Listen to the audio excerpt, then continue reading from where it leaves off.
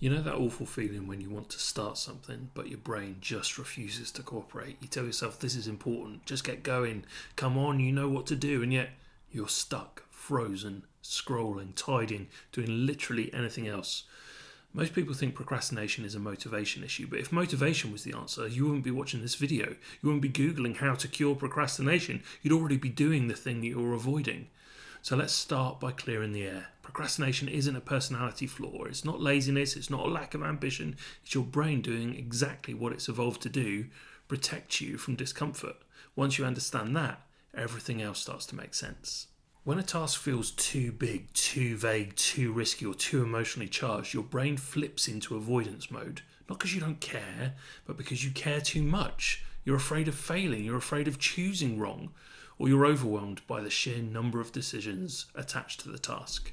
So your brain looks for the fastest way to soothe that discomfort, avoidance. And avoidance brings a little bit of relief, which your brain rewards, which teaches you to avoid again and again and again.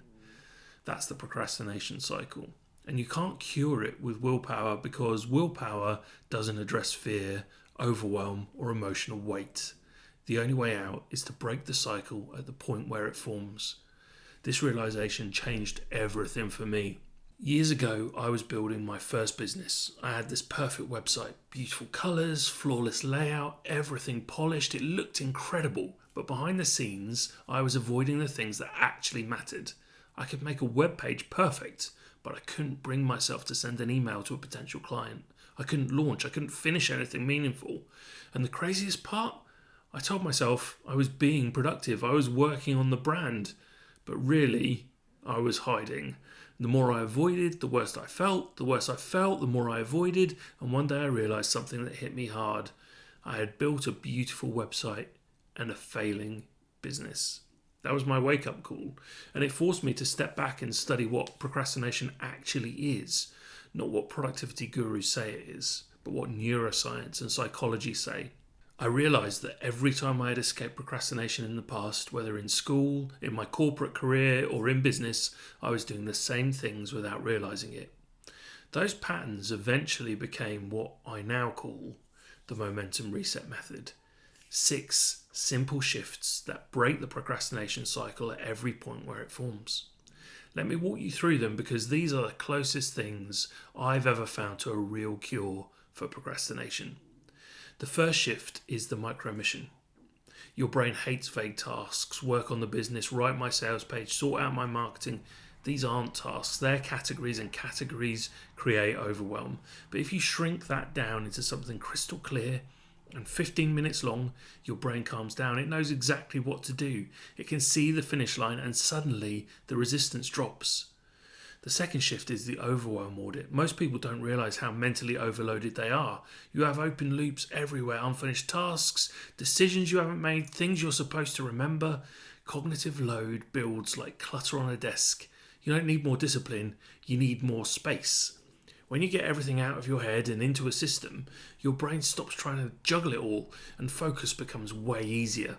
The third step is the dopamine anchor. Right now, your brain associates work with stress. You need to flip that. You create a tiny pre-work ritual, a specific candle, playlist, coffee, sound, and you pair it with starting. Do that consistently, and your brain eventually craves starting because it links the ritual to the reward. Next is the task reframe trick. Language shapes emotion. I have to do this triggers pressure. I choose to do this because it moves me forward, activates a completely different emotional pathway. It sounds simple, but the shift in energy is huge. Then there's the 5-5-5 reset breath. This one is a lifesaver. When you're overwhelmed, your nervous system activates fight or flight. You literally lose access to clarity and rational decision making. But 1 minute of a slow breathing exercise resets everything. It's the fastest way I know to shut down the spiral. And finally, momentum sprints. 15 minutes, 1 micro mission, complete focus. You build momentum through action, not motivation. Once you feel progress, your brain wants more. Small wins compound quickly. Together, these 6 steps give you the closest thing I've ever found to a cure for procrastination. Not a hack, not a trick, a genuine reset. Something you can use every day, something that works even when you feel overwhelmed, underconfident, or stuck in fear. When you combine clarity, emotional regulation, and small wins, everything shifts. tasks feel lighter, you feel capable, you trust yourself again, and things that once felt impossible suddenly feel doable. If you're someone who's been battling procrastination for years and you're tired of feeling like you're the problem, I want you to hear this clearly. You are not the problem.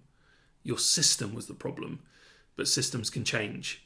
I've put everything I've learned, the 6 pillars, the psychology behind them, and the step-by-step process into a guide called the Momentum Reset Method.